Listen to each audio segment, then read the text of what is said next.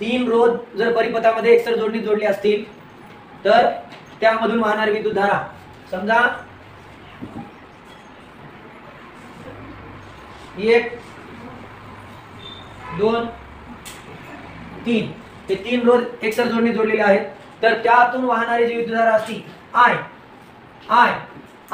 तिन्हीकडे कशी असती, समान असती, बरोबर आहे. तर हे C बिंदू आहे आणि हे काय आहे, D बिंदू आहे.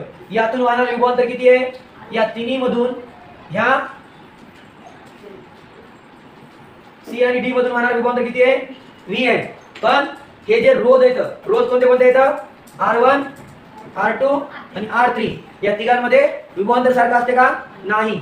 याचं विभवांतर आहे V1, याचं आहे V2, याचं आहे V3, बरोबर आहे का.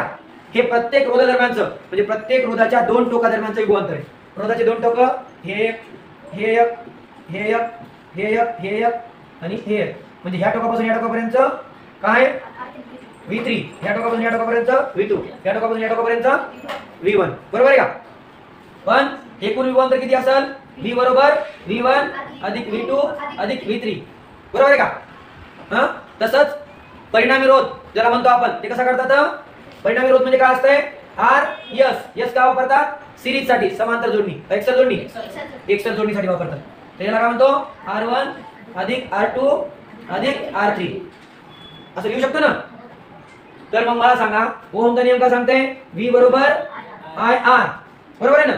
पण हे एकूण विभवांतर आहे ना, त्यामुळं रोध कसा घ्यावा लागेल, एकूणच घ्यावा लागेल ना. तर मग परिणामी रोध किती आहे, यस.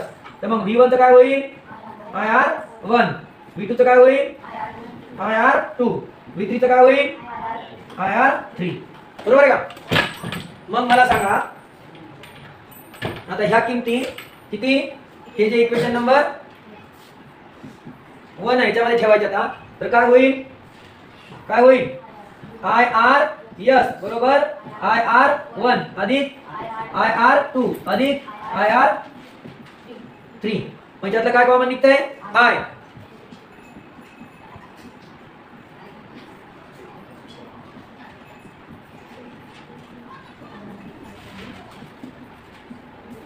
मग हे I आणि हे I कटून जात आहे, काय राहत आहे, RS बरोबर R1 अधिक R2 अधिक R3.